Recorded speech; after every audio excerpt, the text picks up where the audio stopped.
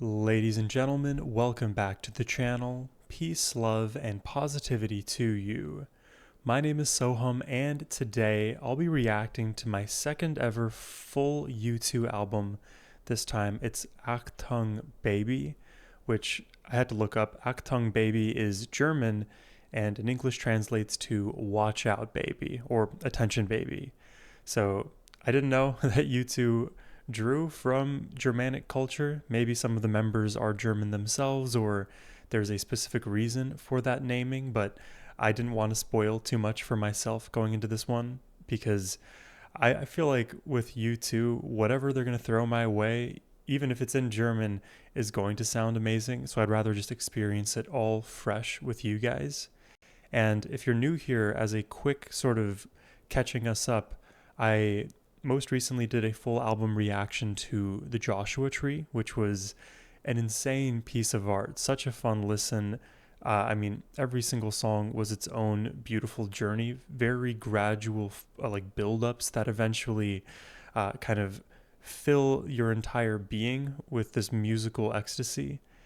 It's a great time listening to U2, and I'm excited today to be hearing Achtung Baby because this album is I believe 4 years removed from the Joshua Tree, so it may have some different qualities to it that will be fun to suss out. The last piece of context for this video is I also recently gave a reaction to the song One, performed with Mary J. Blige and U2. So technically, out of all the songs, the song that I've heard once before is One. So just thought you should know that.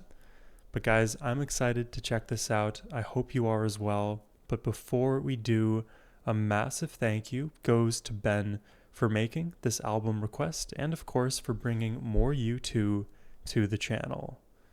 Now guys, let's jump into it.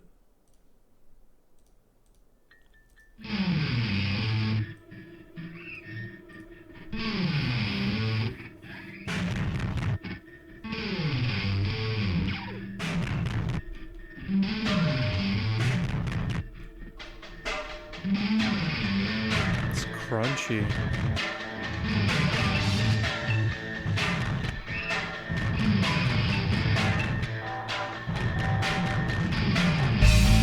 Oh.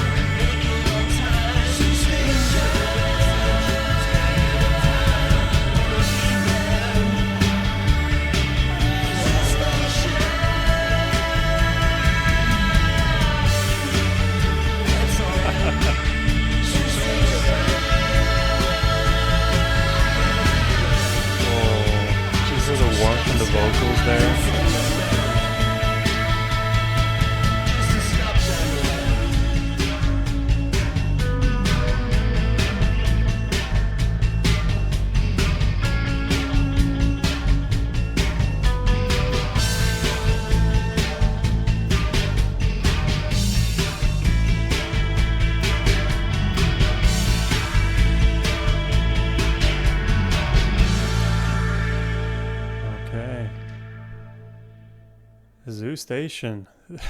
There's a lot to talk about in there. I have a laundry list right in front of me. I'm not going to just read off of what I've written here, but right away we start off with this extremely crunchy sound effect, and the more I listen to U2, the more I understand that it is the careful layering of their sonic landscape that is part of the joy in listening to their stuff, because at times they can have simple vocal melodies.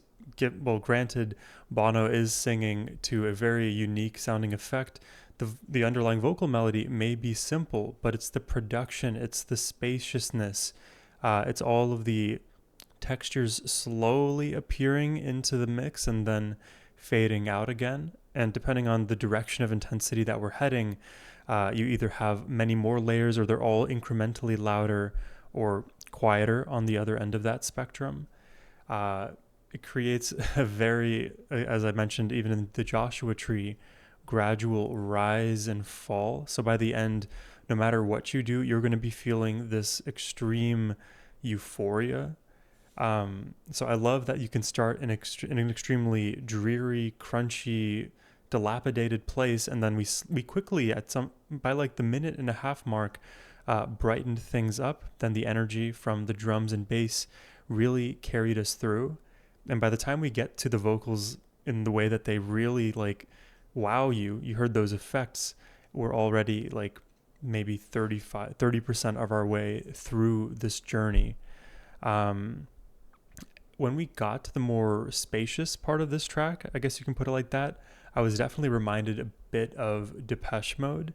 And I definitely have a special place in my heart for DM. Anytime I think of like great synth atmosphere, their names are ones that come to mind.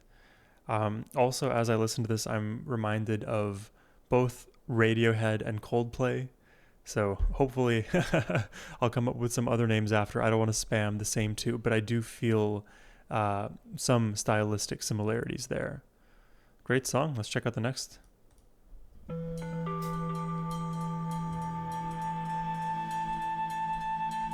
Let me make sure this is the right order for things.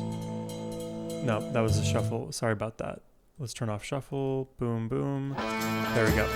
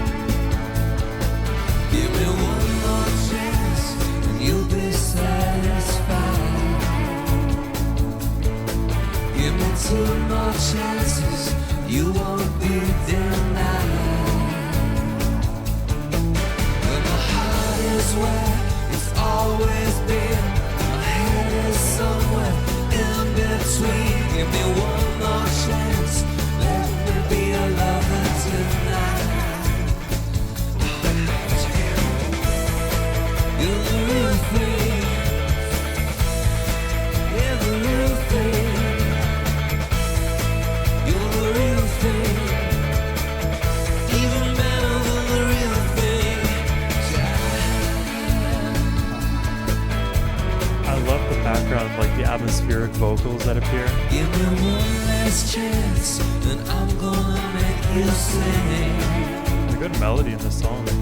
Give me half a chance to ride on the waves that you bring. Your heart reach out to a swarm of bees, gonna blow right through you like a breeze. Give me one last dance, we slide down the surface of things. You're the real thing, yeah. the real thing.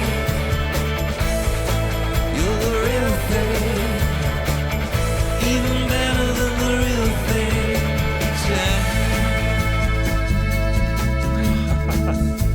When I hear that backing vocal, I'm reminded of like the Pat Metheny group. And hear this little ridged instrument. Oh wow. Cool effect here.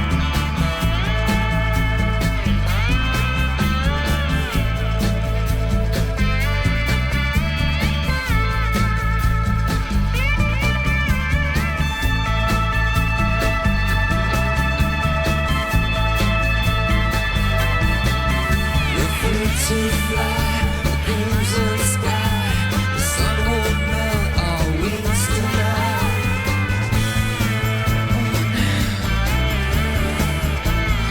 Oh, She comes, I like that. take me higher, take me higher. You take me higher, you take me higher. You're the real thing, yeah, the real thing. You're the real thing, even better than the real thing, even better than the real thing, even better than the real thing. Yeah, man. That's a great hit. I love that that song definitely is more of a straight up song. I feel like the structure is more well defined and easier to kind of grab onto. Because when I talk about like U2 crafting very gradual songs, a part of what makes it so gradual is that they can kind of subdivide the sections in a way that doesn't easily map onto the simple verse, pre-chorus, chorus, triple structure. Oftentimes songs will be in that place, right? So U2, they find ways to cut up all of those bulky sections. Like if you call an intro, yeah, sure, it is applicable, but sometimes it's a little bit less than a full intro. It's a section that transitions into the pre-chorus. Like I feel like there needs to be more terms for some of these movements, but I sort of digress here. I just like that this song definitely has that more straight up approach, great vocal harmony, and just vocal melody in general. And the energy in this track definitely is just kicking from the very beginning. There is that sort of like intoxicating pulse you hear from the drum kit. I was going to say this. So I felt like this song kind of showcased why the tambourine is a really important part of the overall percussive mix. I don't normally like single out the tambourine as an instrument that really does a whole lot, but here in this song, I love the way that it like acts as a slight second crash to the already larger crash cymbal. Something about the place that it's sitting just does something for my brain, which I really like. So like I say, I don't often talk about tambourine, so I don't know how much more to that discussion I can intelligently have, but I just thought it was something to point out. But the overall kind of feeling I came away from this song, if I were to describe it, it kind of felt very smooth, sexy, and slick. That's the triple S alliteration for you there.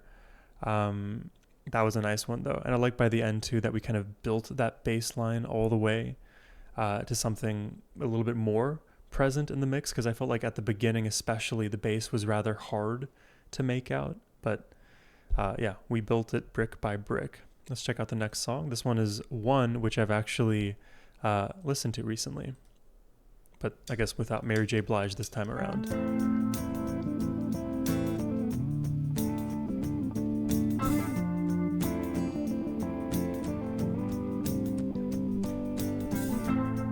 Is it getting better? Or do you feel the same? Will it make it easier on you now?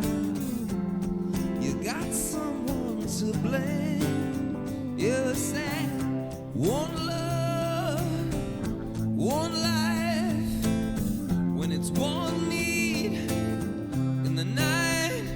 Sang it Bono. One love, Bono or Bono? we get to share it. Leaves you, baby, if you don't care for it.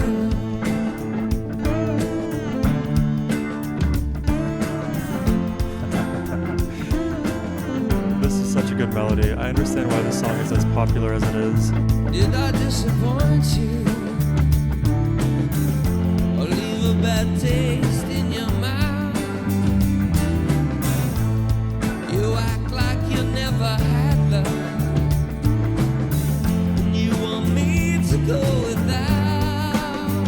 Well, it's too late tonight to drag the past out into the light.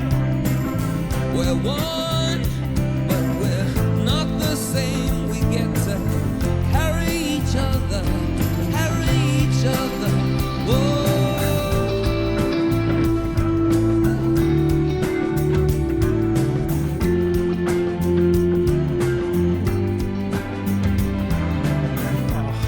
Have you come here for forgiveness? This song is filling out nicely. Have you come to raise the dead? Have you come here to play Jesus to the lepers in your head? Did I ask too much, more than a lot? You gave me nothing, now it's all I got. We're one, but we're not the same. Well, we hurt each other, now we're doing it again. You say love is a temper, love a higher love.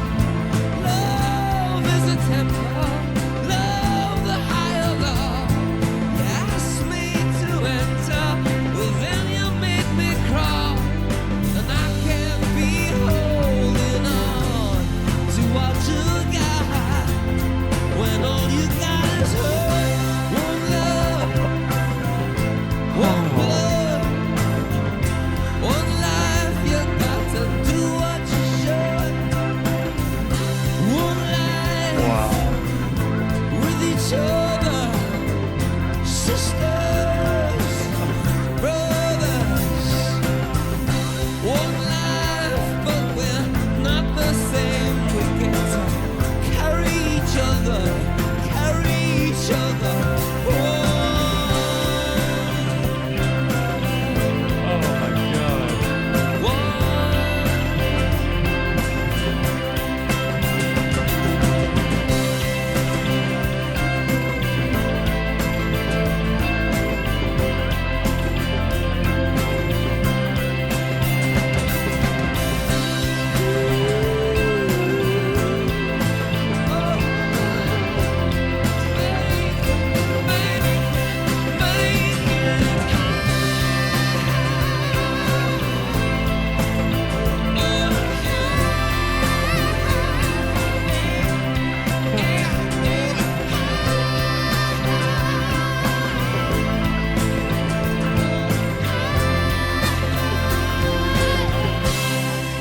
Oh yeah, dude, that is the best song so far. I love the melody in that through and through. I love the energy, and you'll always now hear me say this about U2, but the gradual building of intensity. By the end, it is pure catharsis. I love these moments that just there's so many good moments, and it's almost like not worth just fixating on a moment because of how much each preceding moment matters in bringing that minute, that like moment to pass. So I feel like it would be hard to clip a U2 song in some senses because you want to hear the full 5-minute context, because that makes that moment hit that much harder. But of course, in our short form world these days, only 15 seconds will suffice. So yeah, I'll say this too. Like U2 are so patient in their development, and it really pays off. This song from start to finish had such a beautiful melody. We started in a gentle place, but as even Bono's vocal delivery gets more raspy, the guitars get a little bit louder, the drums are also kicking into full gear. I love the way the strings were adding emotion, and on top of the lyrics during that section where things were really getting like conversational and very pointed. This is a very important conversation that's being had. Have you come here for forgiveness? Have you come to raise the dead? Have you come here to play Jesus to the lepers in your head? These are all very serious questions being raised about one's intentions. And, in the context of a relationship or a marriage, trust and communication are the most important pillars of your relationship. Without those, you won't know where the other stands at all, actually. And so doing this, being as forthright about the questioning and opening that space for vulnerability, it's a very scary thing to do, and it shows a lot of bravery, but it also is an extremely necessary thing to do to truly unify with that person. Have you ever seen that meme where like the two brains are connecting via the blue light? It's a version of what I'm talking about, where there are no walls up. There's nothing inhibiting me from truly expressing what it is I'm thinking and feeling, and vice versa. And there's that space for reciprocity and listening to the other. So I like that in that section, the strings accentuate all of that added emotion from the gravity in the conversation. Of course, there's more to this as well, but that's the place we start, and then it grows from there, which is really nice. And then by the end, his vocal delivery is everything. He is soaring up there with the electric guitar. It's all perfectly layered. I am a massive fan of this song. I'll probably put it in my top 3 or 5 tracks. We'll see by the end. But let's keep it going.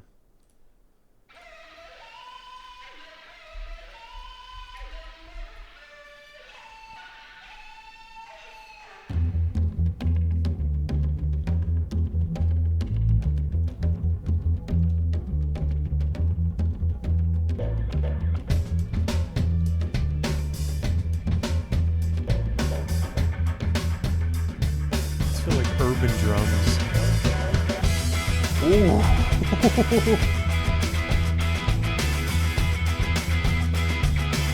That's such a great groove. I love that riff. I haven't seen you in quite a while. I was down the hole just passing time. Last time we met was a low-lit room. We was close together as a bride and groom.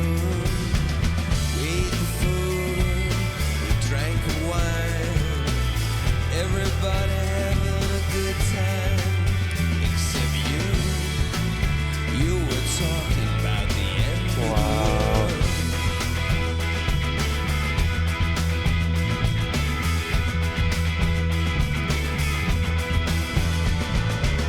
I took the money, I spiked your drink. You miss too much these days if you stop to think. Lead me on innocent eyes. You know I love the element of surprise. In the garden I was playing the guitar. I kissed your lips and broke your heart. You were acting like it was the end of the world. Wow. I'm trying to figure out what this song is exactly about, but the groove is undeniably infectious.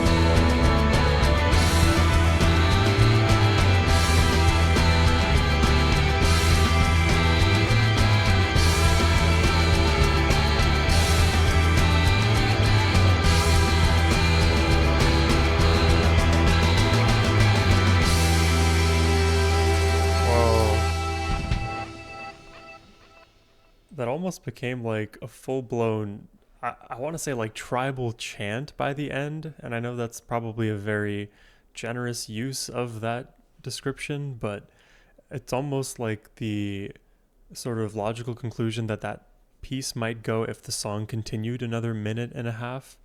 And I feel like it also kind of showed up earlier on with the sort of like hand drumming that we're hearing in the track. It felt very like as if somebody were like, you know, knocking at my door or like pounding on the 6 different faces of the walls in this room around me. Kind of like you hear a pat here, a thud there, a knocking up there, that kind of thing. And also, it's probably of real use to listen to these songs with monitors or headphones, because you get to hear the way that things are panned at different moments. But I like that we kind of start again in a sort of distant, crunchier place with the vocals, and then things very quickly smooth out but get very groovy. And then by the time the guitars are in, we are in a full rock groove, and between those rock groovy places, we have these splendid vocal melodies. I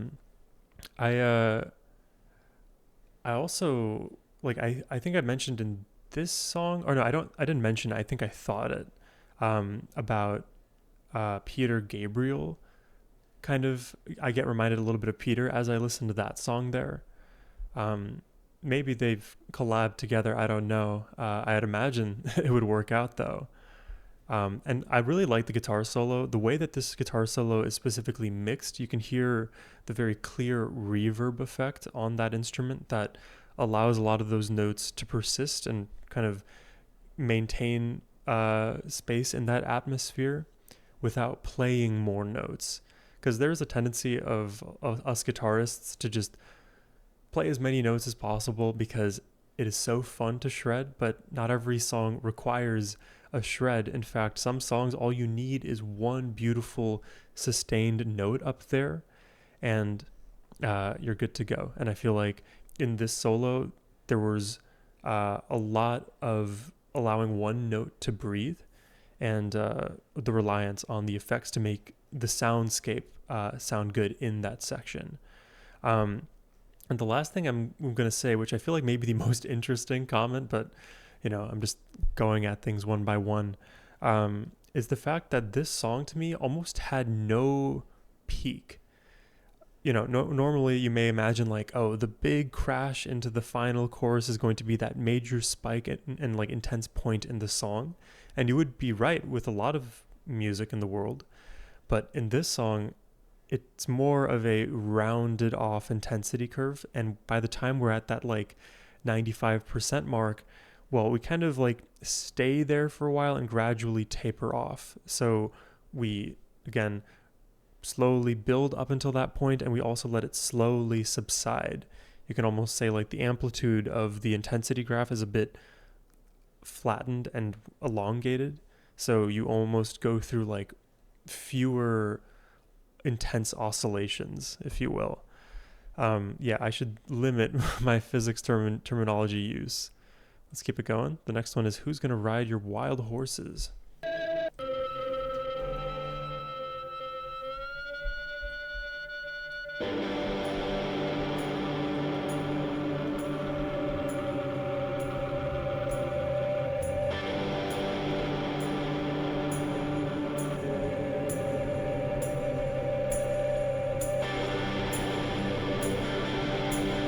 It's like an underwater effect in the left headphone.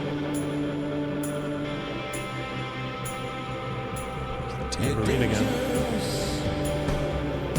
'Cause you're honest,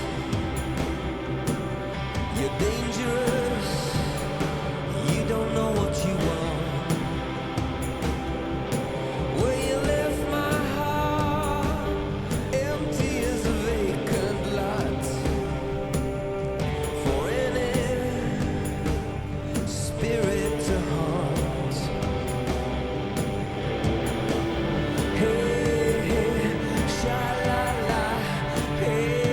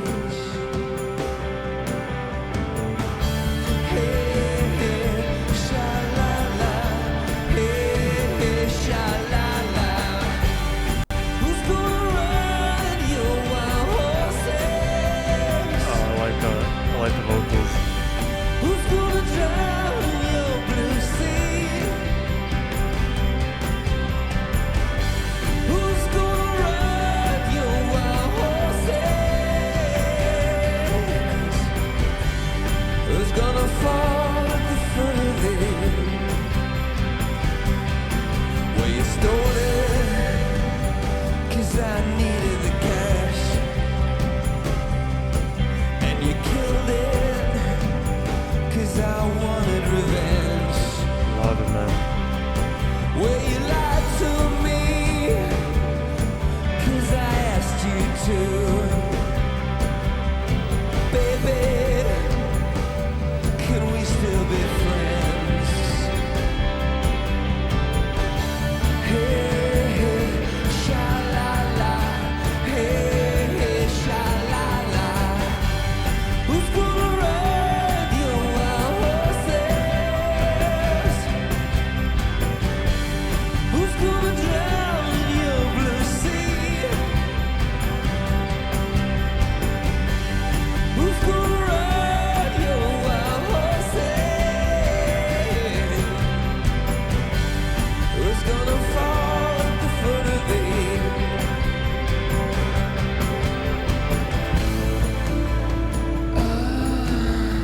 Deeper I spin,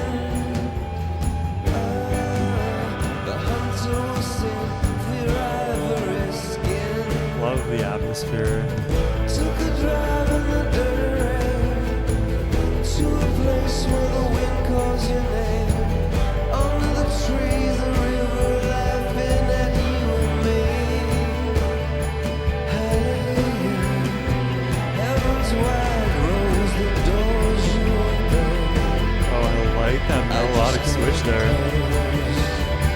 Don't turn around, don't turn around again, don't turn around, you gypsy heart. Don't turn around, don't turn around again, don't turn around, and don't look back. Come on now, love, don't you look back. Wow. Who's gonna ride your wild horses? I love this song. Wow. Who's gonna drown in your blue sea? Who's gonna taste your saltwater kisses? Wow. Who's gonna take the place of me? Who's gonna ride your wild horses? That is such a good melody. And the fade out. Interesting decision to fade it out. I think that's our first, like, well, I mean, not first pure fade out, but it was a more gradual one where it just feels like you could infinitely ride it into the sunset. But I love the way that this song grew. And please forgive if I repeat certain comments. I have to get these things out of my brain, otherwise it will bother me. But the way that this chorus developed from each moment, essentially, in this song, it was as if we marginally increased the intensity in the chorus, but everything around it multiplicatively sounded larger than life. Again, it's the magic of their ability to just slowly raise the ocean floor, and by the time you're at these intense moments in the song, there is no escaping the limited air you have above now. You are just pushed right to that limit, but of course, it's a great place to be when it comes to listening to music. You want to be like at that climactic point for as long as you can, and if you have just so much building pressure underneath, it's just bound to happen to us. Another reason why that happens, and I don't know if I brought this up the first time when I listened to Joshua Tree, but it occurs to me now, they are so good at carrying the energy through. And what I mean by that is we hear, just as an example, if we hear a pre-chorus into a chorus, just because these two sections are different from one another doesn't mean we lose all of the energy of the pre-chorus. We carry it through. And that's what it feels like with U2. It's like the entire song is picking up all of this emotionality, and at really no point is it ever completely letting go of all of the elements. There's always something that tethers us back to the original place we were at, all the while like you're enjoying every moment of the progression. So it's not like you're just in anticipation of when everything is stacked, because every moment is the best moment to be listening to.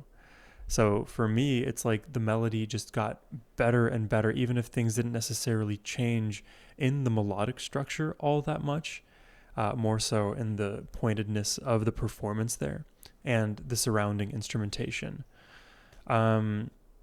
The other comment I wanted to make is, at a certain point in this song, I was reminded a bit of Mayday Parade, and this is a band that I used to listen to all the time back in high school. They don't really make them rounds as much on my playlist these days, but this to me feels like an extremely elevated Mayday Parade. I don't mean that as an insult to either Mayday Parade or U2 if you happen to take it that way.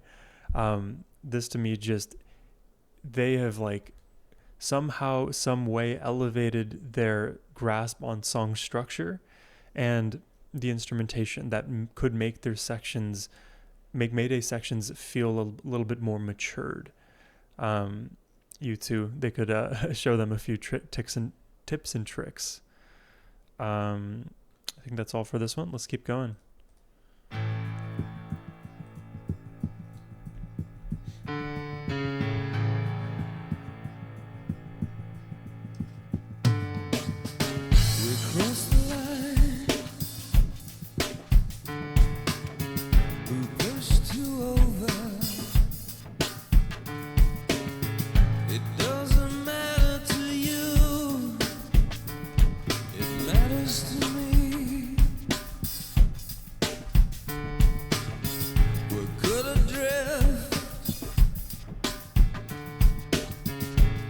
Still floating,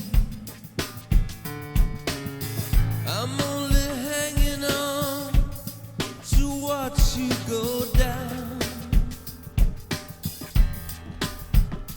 my love.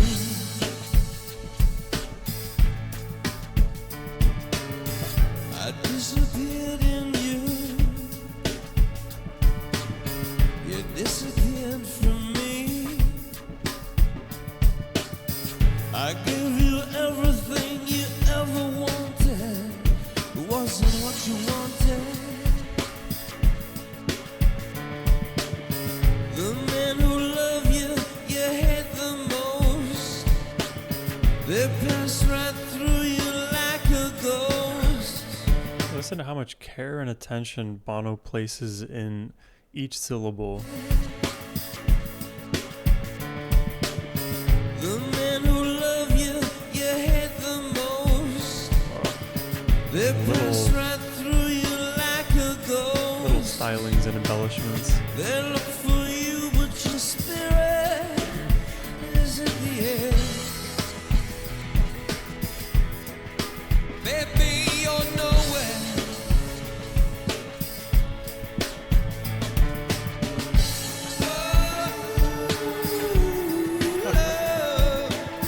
You say in love there are no rules. Love, sweetheart,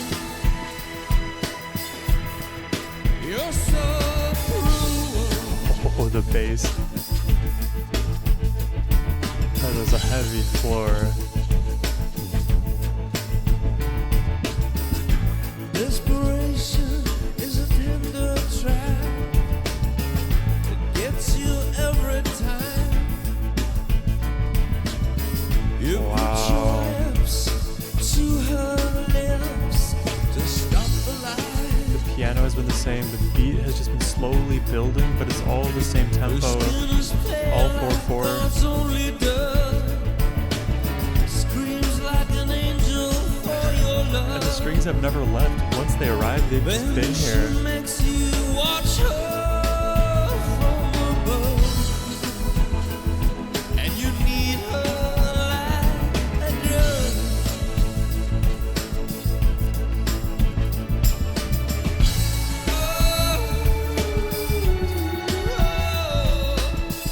You say in love there are no rules. Love, sweetheart,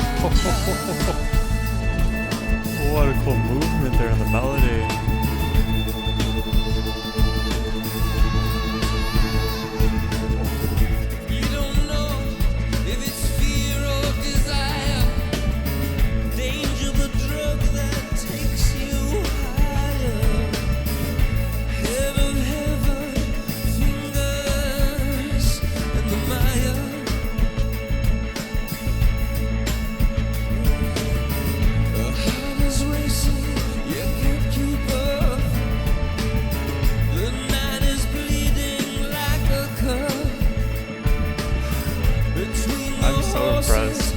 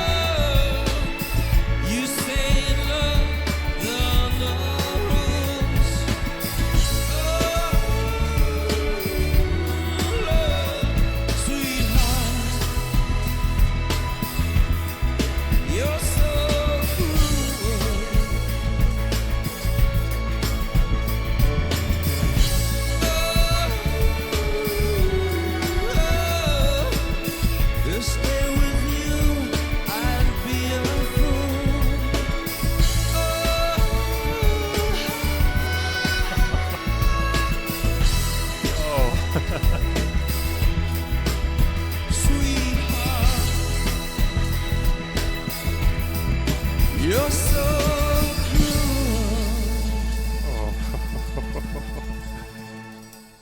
Yeah, that is such a great song front to back. It again has all of the hallmarks of the things that naturally now apply to U2 songs. I feel the need to like be comprehensive, but I also don't want to repeat myself. But I'll just say once again, the place we were at the beginning and the place we got to, wow, what a journey. So much of those foundational elements in the vocals, the piano, and the drum beat persisted throughout, but layer by layer, embellishment by embellishment, we we watched this dish get cooked in front of us in real time with every single step sort of explained to us. I don't know if you guys if you ever watched those masterclass YouTube videos, but it'll be some expert in their field, let's say a chef, for instance, and from start to finish, they will show how they cook, and you'll have a perfectly made omelet, and you saw every second of their thought process, of their decision making explained. And depending on who's teaching the class, they will really let you marinate, to use, I guess, a pun related to cooking, let you marinate on each of the decisions, because if you have a better fundamental understanding of why certain decisions are made, then you'll come away from the experience knowing more, not just about cooking omelets, but just cooking in general. And it depends on what you want to do as a student, but if you're just trying to be a student of life and learn about things that matter to you, let's say it's music, I feel like U2 are actually one of the perfect bands to start that journey off with, because you get to really like train your ears and hear each of the things being added. So I feel like it would not only be a great place to start as a music listener, just period, but also as somebody trying to get into music production and composition. Just seeing one thing at a time change is super, super effective. And honestly, it's like the way a lot of like scientific research is conducted too. Everything is held constant except for the one variable that you would like to sort of observe and test your hypothesis against. So yeah, U2, they just know exactly what they're doing, and they make it easy for us to know what it is they're doing, but that doesn't take anything away from the magic of their creation. It just means that they give you a very accessible way to enjoy some of the best music you'll ever hear. Let's check the next song out. This is The Fly.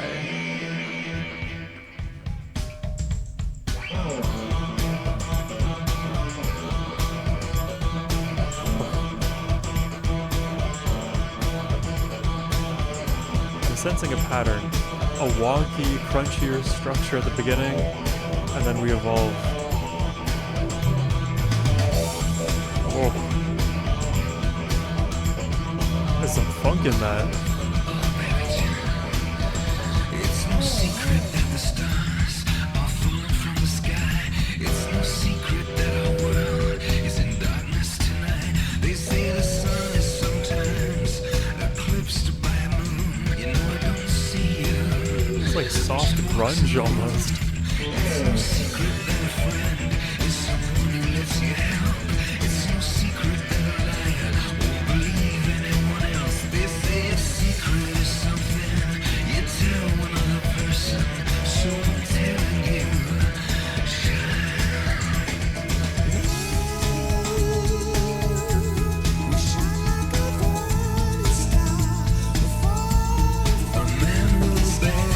Oh, that's a dynamic chorus. on the sheer face of love, like a fly on a wall. It's no secret.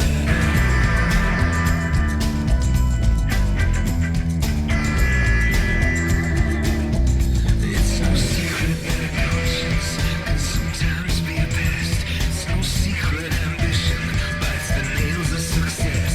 Every artist is a cannibal, every poet is a thief. All kill their inspiration and sing about the grief of love.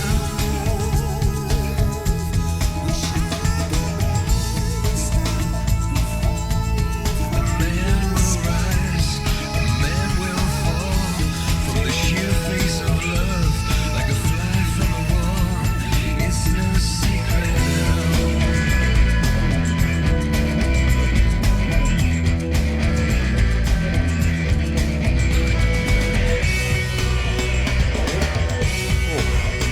That is rockin'.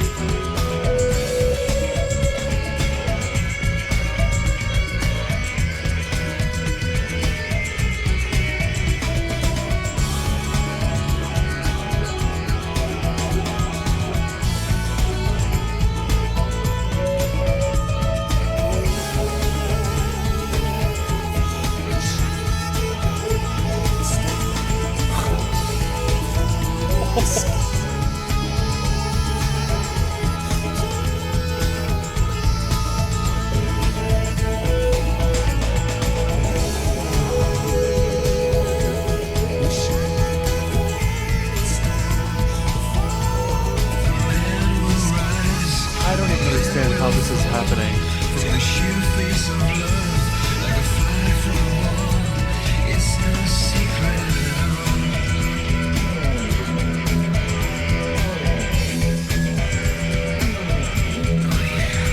It's no secret that the stars are falling from the sky. I do want to go back and hear that whole section again, because the way that those sound effects like morphed into the voice, I don't even know how that happened.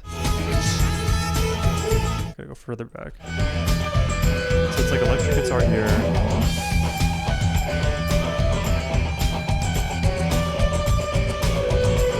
Still like we're in the land of reason. Okay, then the reverb really kicks in. You hear some feedback, it gets higher. It's very up there now.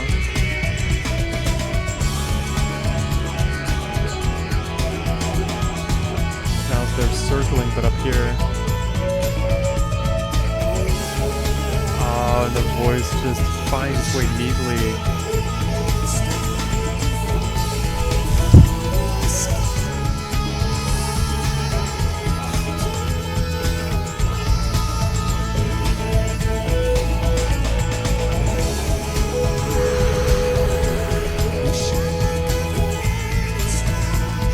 That might be the best moment in the album. We gotta listen to that again.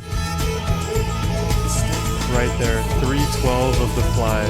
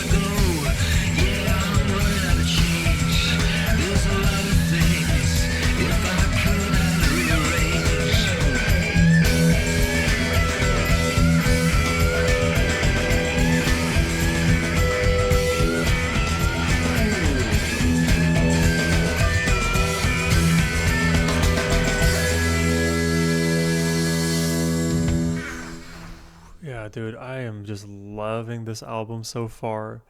I think I will also be putting The Fly up there in my rankings. It is just so good. The way that we dynamically travel through that very like funky, clunky place into something that was like akin to what I think I dubbed as soft grunge. And then we found like a very like pop rocky kind of place for things to really grow and develop, and then the guitar solo that transitioned into like these euphoric vocals, like that is the best moment of the album so far in my mind. I just like I need to hit that refresh button on that section as many times as possible, because I am still feeling the the kind of aftermath of those like layers blending together. Just insane. Something I'm noticing too with the production is that the bass will oftentimes have a quieter role at the beginning and then move forward gradually, but then pull back some. So it's not like the bass is consistently right here. It's moving closer and further away from you depending on what the section requires. So sometimes I'm looking for like a foothold in the lower range, but the bass isn't there to placate me. And if I have to like nitpick anything, it would be nice for the bass to be there in some of those moments. But to be honest, that's more of a subjective preference rather than an actual need that would improve a song like this markedly. So it's just a nitpick. I think this will probably be another weird comment to make, but this vocal melody is not one that I would expect to like love as much as I did. And I feel like because the guitar fit into the vocals as cleanly and as beautifully as they did towards the end, my feeling towards the earlier vocal melody changed. Because, you know, that does happen too. Like when you listen to a song, you're like, oh, I don't get this part initially, and then it later makes sense. That's a version of what I experienced here with this vocal melody. I love the place that we got to. And I think on further re-listens of The Fly, it's just going to sound better and better to me. God,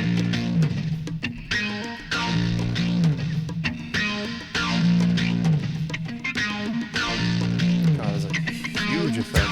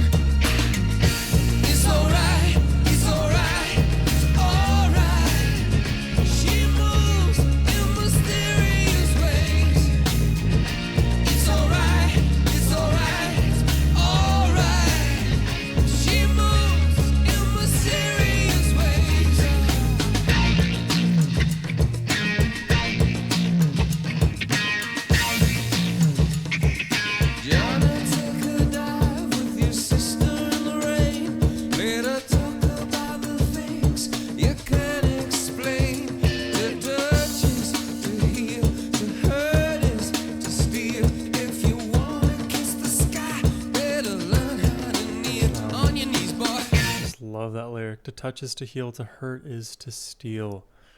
Uh-huh. We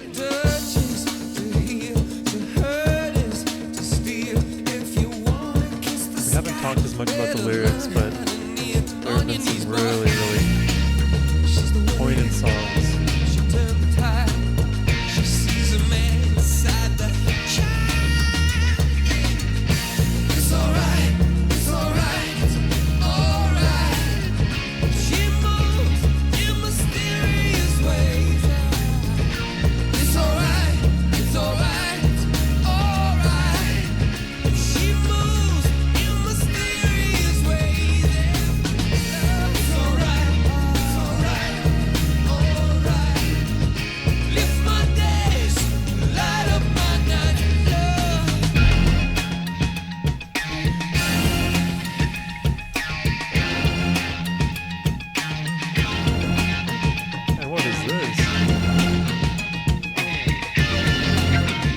version of a breakdown, I guess.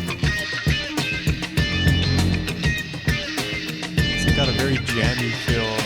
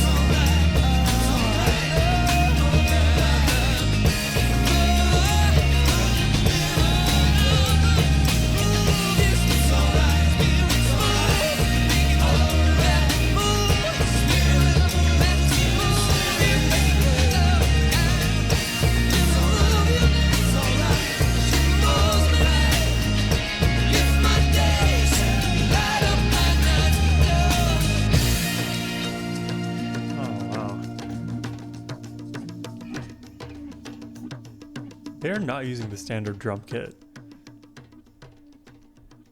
There's been a lot of like hand drumming throughout this record so far, and I want to say like at a very high level, the drums are almost more environmental than normal drum kits sound. Like if you're gonna think of your like standard rock band, you're gonna have your drum kit, however many pieces your drum kit has.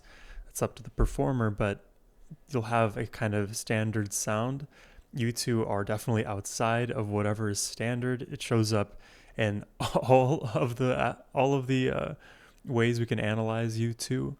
But let's talk about this song. I really got like a sexy kind of vibe from this track for sure in the guitar effects, and it sort of had me thinking about the role that the guitars are having in some of these songs, because obviously the guitar is so great for creating a lot of atmosphere, for soloing really high moments, very low moments. It's a super versatile instrument, and I feel like a major difference that I note in the way that U2 uses the guitar is that often the guitar will serve more of a textural role rather than a melodic one.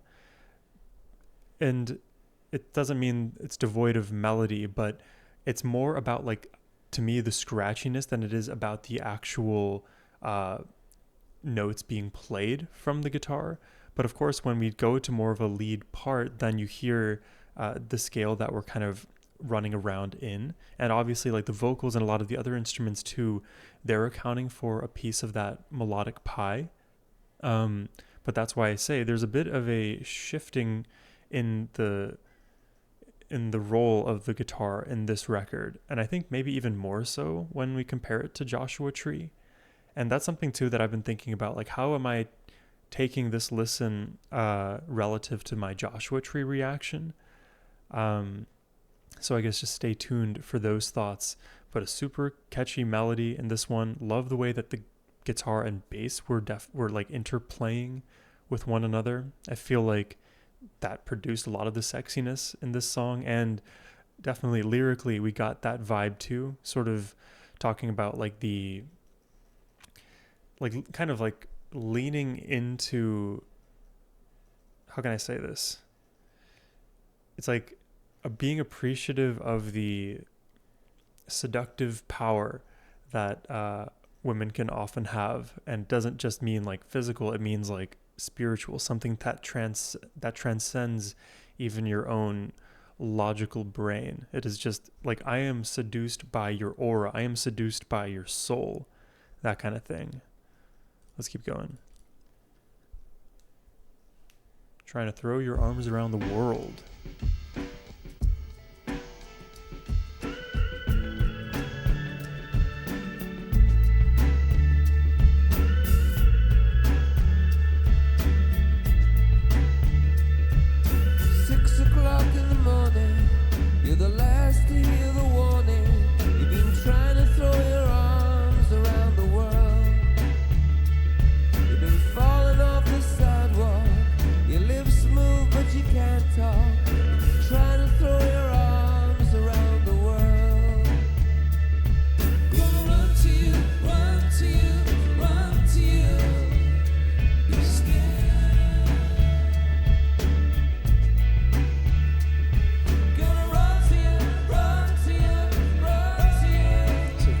spacey song.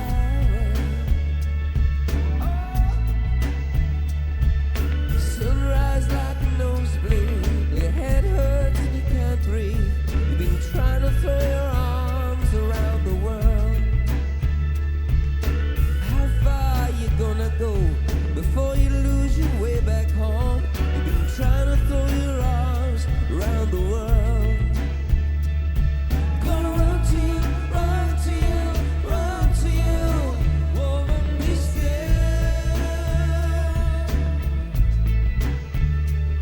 I'm gonna run to you, run to you, run to you.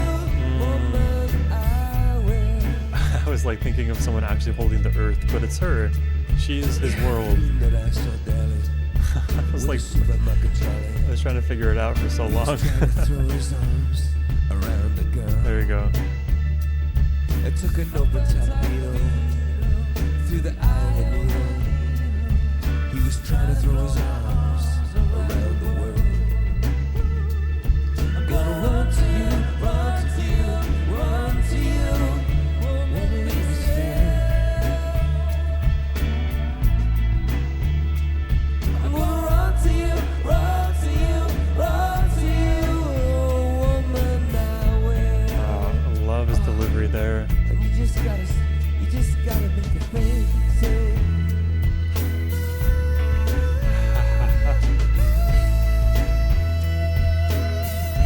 Oh, that falsetto, it's so whistly.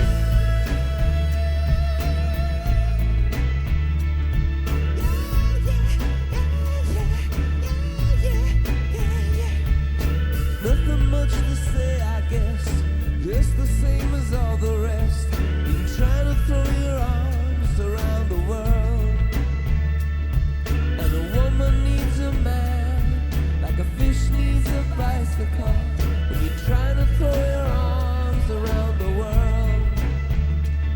I'm gonna run to you, run to you, run to you. I'm gonna run to you, run to you, run to you. I'm gonna run to you, run to you, run to you. Woman, be still. Woman, be still. It's a very lovely song. Be still. Woman, be still. Woman, I will.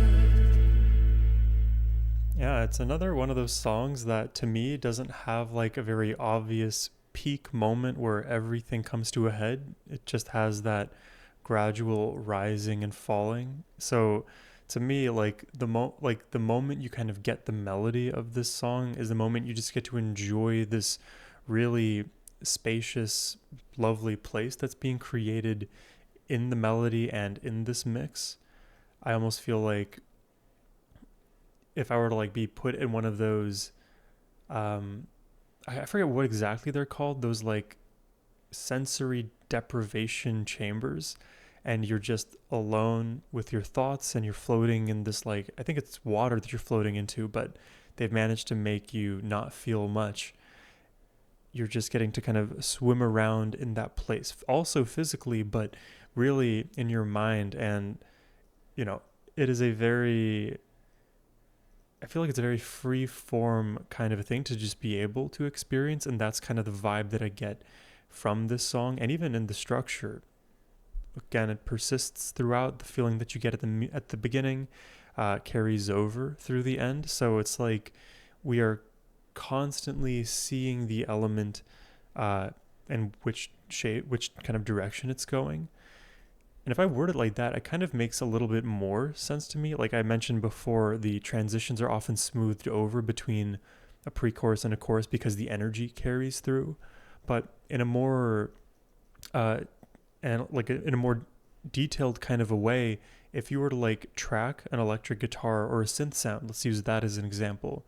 If you were to track a synth sound, oftentimes in production, well, there are going to be a lot of like cuts in your layer because, you know, you play things one after the other and then you splice them together, you come up with ideas, but you never actually played it all in sequence. but the way that a lot of these parts sound, it is as though there's no cutting at all. The notes are always flowing. Only if you like turn off the tap will you have, no sound, and by the end of a track, well, that is exactly what happens. But I don't know, it's like the stream of water that is this song is just unending, and maybe you can just say that about every U2 track. A very spacey song, reliant on a lot of like that big bassy sound below, a lot of reverbed guitar again, and beautiful vocals from Bono. I've been trying this reaction, but I cannot piece together which one it is. But let's keep it going. We have, I think, 3 more songs now.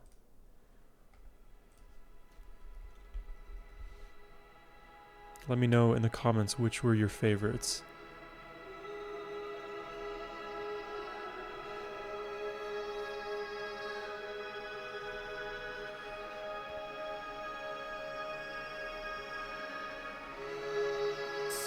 Sometimes I feel like I don't know. Sometimes I feel like checking out. I wanna get it wrong. Can't always be strong. And love, it won't be long.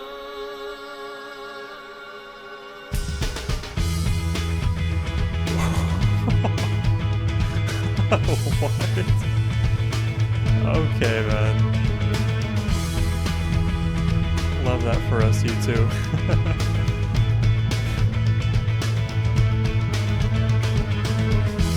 Oh sugar, don't you cry. Oh child, wipe the tears from your eye. You know I need you to be strong. And the day is as dark as the night is long. Feel like trash, you make me feel clean. I'm in the black, can't see or be seen. Baby, baby, baby, light my way. Alright now. Baby, baby, baby, light my way. You bury your treasure where it can't be found. But your love is like a secret that's being passed around. There is a silence that comes to a house where no one can sleep. I guess it's the price of love. I know it's not cheap. Oh come on, baby, baby, baby, light my way. Oh come on, baby, baby, baby, light my way.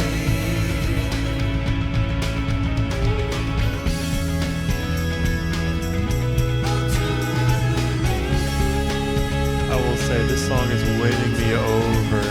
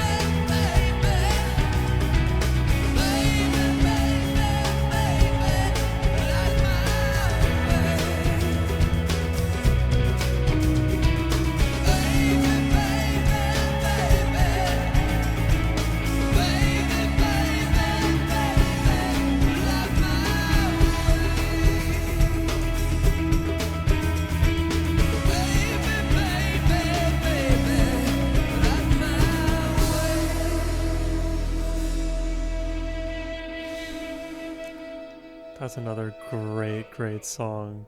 Just packed full of emotion. Like, dude, yeah, I love that song. I love the way it grew in its emotion. The guitar was unrelenting throughout. The vocals got more emotional as we progressed. They became kind of shrill at times. A bit of that cracking and flipping over the passaggio was happening. There's so much to those components alone in the guitar, in the voice. Again, this atmosphere just gets populated so early on and then just exists for our benefit for the entirety of a track like this. And as I was listening to this, I was actually reminded a bit of another band that I've never reacted to, but I've listened to them a bunch over the years. Their name is God is an Astronaut, and they'll often do instrumentals that just over the course of 4 to however many long 9 minutes, the instrumental melody will build and eventually, like I talk about with U2, slowly dissipate. So, if you're interested in that kind of sound, they may be worth checking out, though I don't think they have as much complexity to their instrumentation. I think they use fewer elements. I think U2 are a little bit more adventurous in that regard. But it was an interesting way we started this song out, because I was almost going to make the comment that sometimes the way that the vocals are mixed in this album, it is as though the intention is not for the vocals to sit cleanly above the rest of the instrumentation, but rather be right at the surface where you can make out that the vocals are there. But if you had a bad ear and couldn't make out the differences between different instruments at the same time, at the same level, then you may say the vocals are a little bit more muddled in the mix. But that's almost the point. It's we give equal weighting to the different instruments, and the way we do that is not by just quieting and squashing down the vocals, but it's by keeping them at the same levels and normalizing the movement of the vocals even below the instrumentation.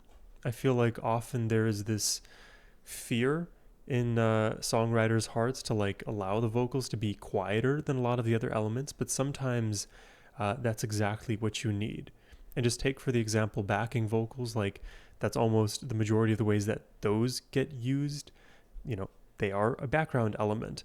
Well, now flip the assumption of the lead vocals on its head and say, hey, make the leads a bit of the backing vocals for now, backing to what's in front, which then becomes the instrumentation.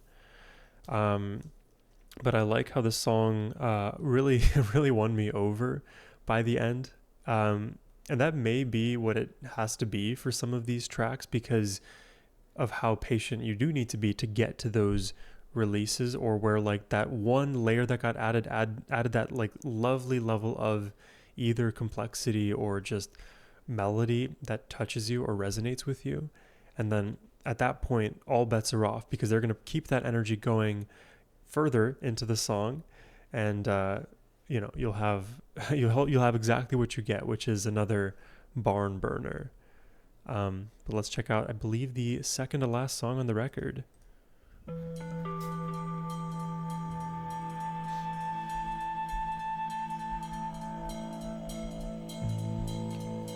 Hopefully you guys are enjoying this reaction. At this point, you gotta drop a like on the video.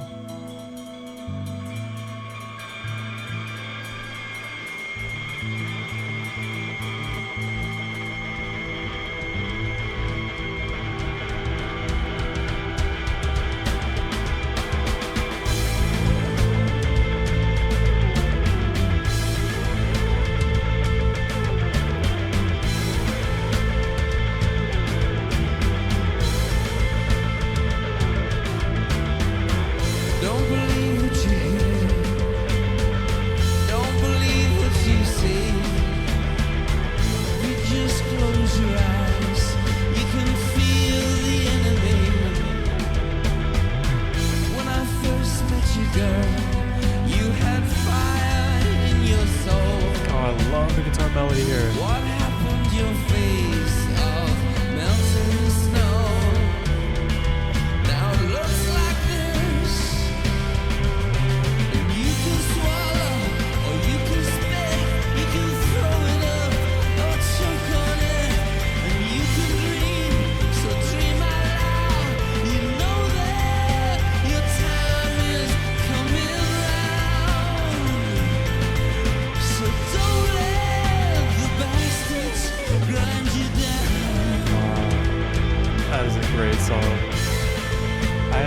finished it, but I know.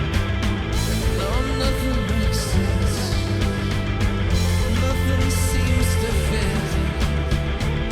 I know you'd hit out if you only knew who to hit.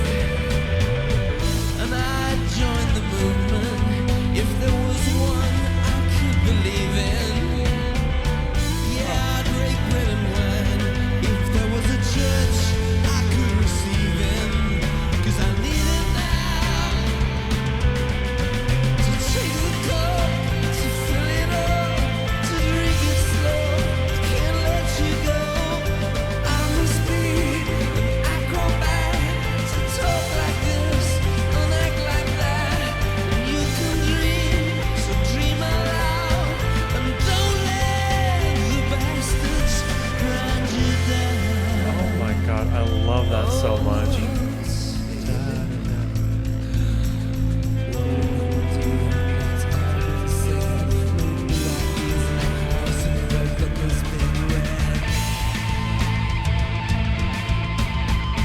It's bringing back that shrill feedback we heard up front.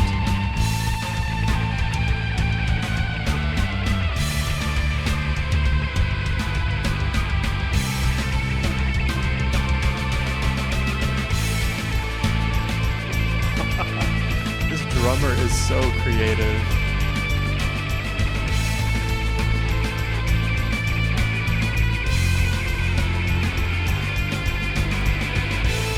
To remember his name. I think Larry. And I must be an acrobat to talk like this and act like that. And you can dream, so dream out loud. And you can find your own way out. And you can build, and I can will. And you can pour, I can't wait until. And you can slash, and you can seize. And dreams begin, responsibilities. And I can love, and I can love. And I know that the tide is turning round. So don't let the bastards grind you down. I really like that song. I really like that song. I feel like a lot of those melodies I might hear in like your standard rock band's arsenal, so that like works really well for me, someone who came from a very rock background. Oh, forgive the camera shutting down. I will give my analysis of Acrobat and then pause to let this camera cool down before jumping to the last song. But there's a lot for me to speak about on this track as well. I love the fact that we started with that shrill feedback, and then at some point in the middle we brought it back. This is like one of the tendencies of great bands, is to never just put one section out there and then never hear from it again. Instead, when you call back to a motif or a set of effects that we used before, it kind of closes a subconsciously open loop for us, because sometimes like the greatest sections in music in general, they're going to be your bridges that may not be repeated. And there's still a purpose to not hearing the same section repeated in the same song. Just because you like it doesn't mean hearing it again is going to add more value to the track. But there's a careful balance, and when you're able to reintroduce certain even elements of what we heard before, like I say, it closes a loop. It feels nice to hear, and does add to the atmosphere building in the song once again. I will say I really specifically love the guitar melody in this track. I felt like it sat really well against his vocals. And Larry, dude, on the drums, this guy is so fun to listen to. Like, I am not the most knowledgeable on drums. I will always make that, I guess, put that caveat out there. But what I hear from him in the drums, even on a simple 4/4 time signature, are a lot of unique ideas that allow his groove to develop from section to section without keeping things stale or overly repetitive. you can only play an interesting groove to 4/4 so many times, but when you're in the hands of someone like Larry who has all of the ideas, 4/4 doesn't become a prison like it very well could for the majority of like intermediate drummers. Instead, 4/4 affords so much more creative, let's say, creative space for a drummer like Larry to work with. Additionally, when the rhythm in the drum starts to like pick up and things develop there, so too does the rhythmic pattern in the vocal delivery. So when you think of this idea of polyrhythm, oftentimes you may think, okay, I have to hit my right drumstick 4 times to the 3 in my left over the same time period, and that would be a very hard 4/3 kind of an exercise. The same thing can happen at the macro level when you consider all of the other elements at play. So the vocals may be singing to a 3/4 time signature feel, let's say, while the drums are kicking at 4/4. And you almost have this polyrhythmic feel created from the 2 elements at play than from 1 on its own. So at any given moment when you're hearing Bono sing, it's like he is kind of sliding in and out of the 4/4 structure that is being provided from the drums, but also the container of what's happening in that 4/4 is changing because of how creative the drumming is. So it's basically a version of I'm throwing a dart at a moving target, but I'm on a moving platform as well, and I'm also blindfolded. They're not blindfolded, I'm the one who's blindfolded, hence why my camera's shut off right now. Speaking of blindfolded, the next song is the last song of the record called Love is Blindness, so that's a crazy coincidence. Let's check it out. All right, let's go.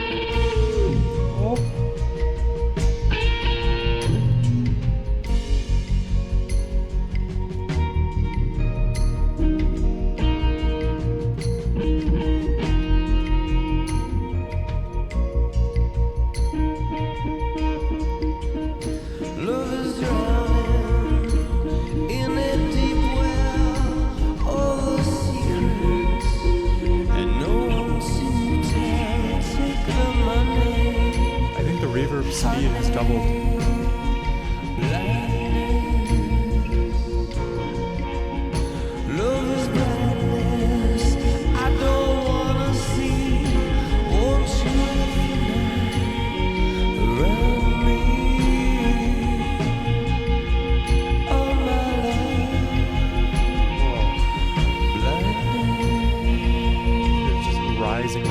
mesmerizing.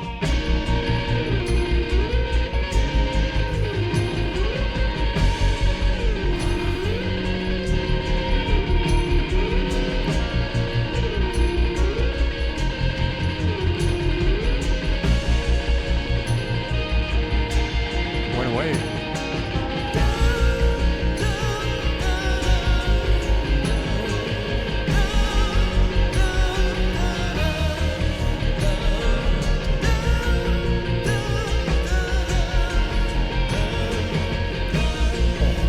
The chills.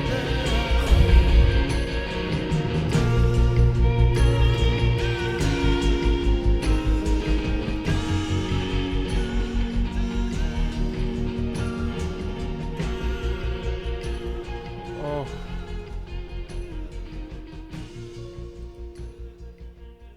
Oh. Wow, dude. My only complaint for that song is that it wasn't longer. I love the way we kind of, I guess, ended things. The whole album is done now. I don't, I still feel like we have more to experience. Because, like, the way we're ending there, it's like you have this merging of different textures. There's a very sort of, I don't know how to say it. You, there's sort of a bright sound, a kind of whirling sound, and then there's a very lush sound, and I feel like all three came together towards the end. But then I don't know, I feel like that kind of has us like on our toes, like ready to listen to more from U2.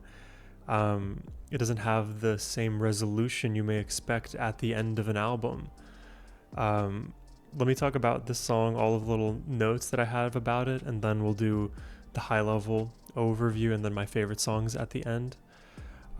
Man, what a final song. I love the huge organ sound that kind of opens things up. Then the massive reverb on the bass. I feel like those two components for sure set the tone for something that's going to be almost more heavy, reflective, maybe a little bit melancholic. The way that things kind of leaned a little bit dissonant for all intents and purposes in the guitar, but then would quickly kind of return back to something that is more of like a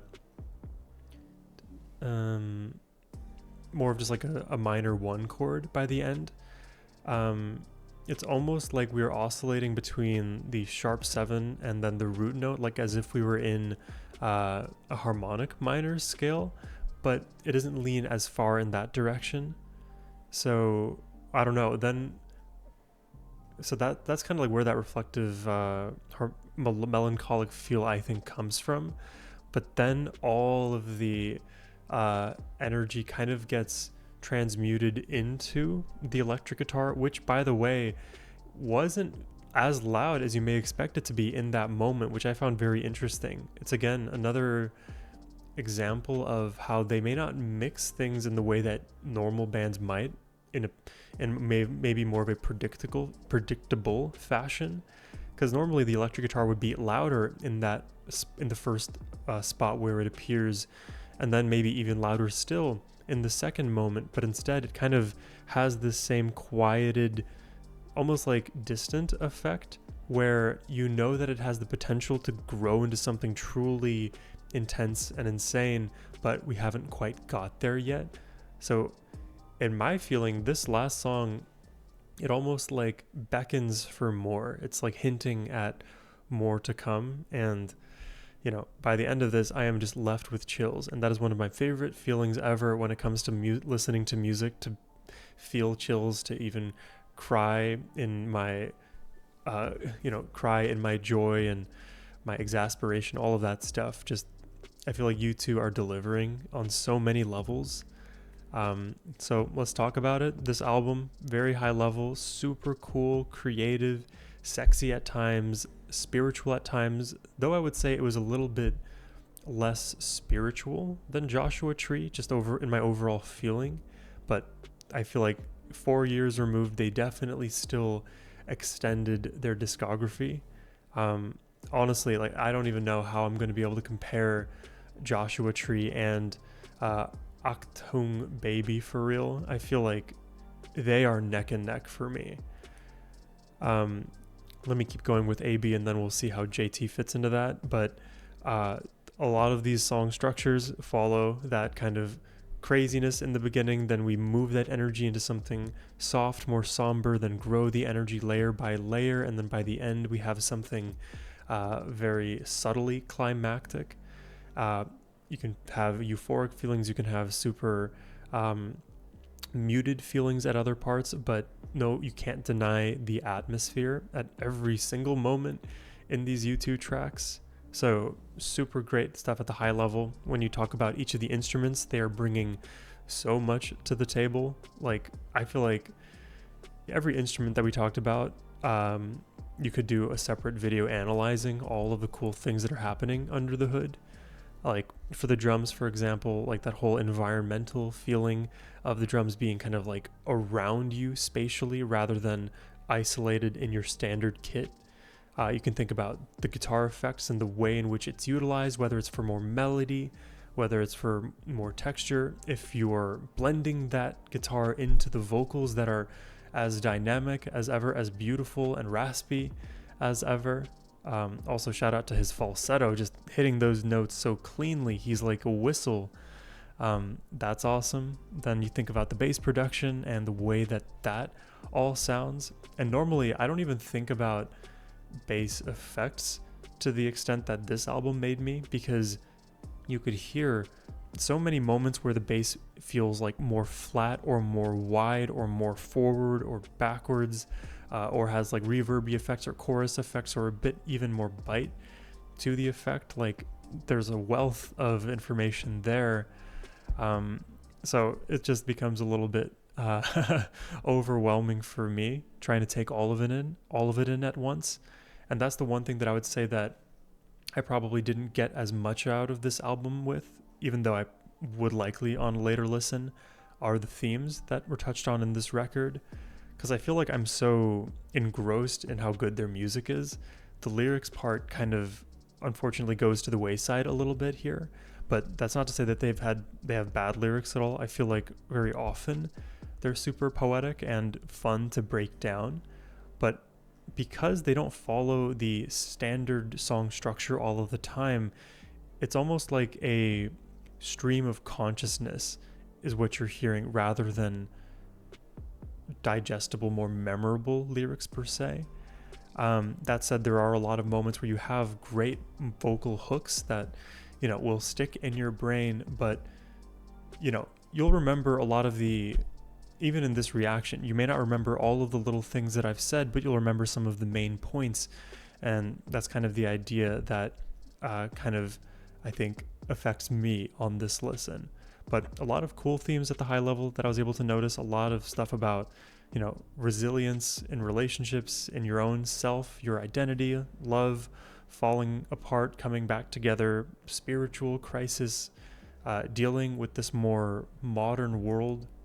It's an album, it's going to talk about a whole lot, and I feel like the way that they write music has you feeling so much more quickly than I initially expected to feel at the very beginning of my U2 journey.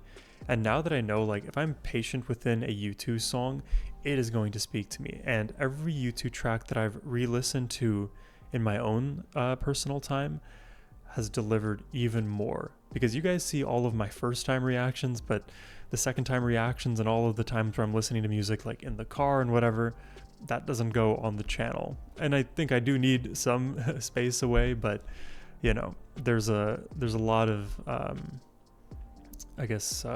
little wrinkles in this discussion. I was going to tell you guys about my preference for album, and then I'll talk about my favorite songs. I think I slightly give the edge to Joshua Tree. I think they had more songs on that record that to me were more memorable, but not by all that much. Just that's just the way I'm kind of feeling right now. I also think the album itself was a little bit more spiritual, Joshua Tree, which isn't really a requirement to be better, but I feel like it had me feeling a little bit more. Yeah, I think I give it to Joshua Tree, but just barely. So in terms of my top songs for the record, let's see how many go into my honorable mentions here. I think I put 5 songs in our honorable mentions in no particular order. I've got Who's Gonna Ride Your Wild Horses, So Cruel, Zoo Station, Acrobat, and Love is Blindness. I feel like with a few more re-listens, I would probably bump up Acrobat and Love is Blindness. But honestly, this is like a stacked album, so I had to put something somewhere. You know, not everyone's gonna be too happy. But in terms of my top 3, I give it to Ultraviolet, Light My Way, The Fly, and in first place, One. I just love the melody in One so much. It has so many of the elements that I speak about when it comes to U2 and their song structures, their melodies, their growth of intensity, the way that they sing lyrically, the way that all of the layers come together. It just is a very comprehensive song in my mind and super, super memorable. Though I will say, I love The Fly probably just as much, despite the vocals not being as memorable for me relative to One. I feel like because we had that massive peak in The Fly, the way I feel about it is very fondly. I feel like the energy from that peak is going to carry over into my next re-listens of The Fly. But please let me know what your thoughts are on this record in the comments section down below. I hope you guys enjoyed this reaction. Massive thank you to Ben once again for requesting this one. If you would like to request an album or a song or really anything yourself, you can do so by using the first link in the description box below. That is the best way to support my channel. But thank you all for watching. I hope you have a wonderful rest of your day. Take care and peace.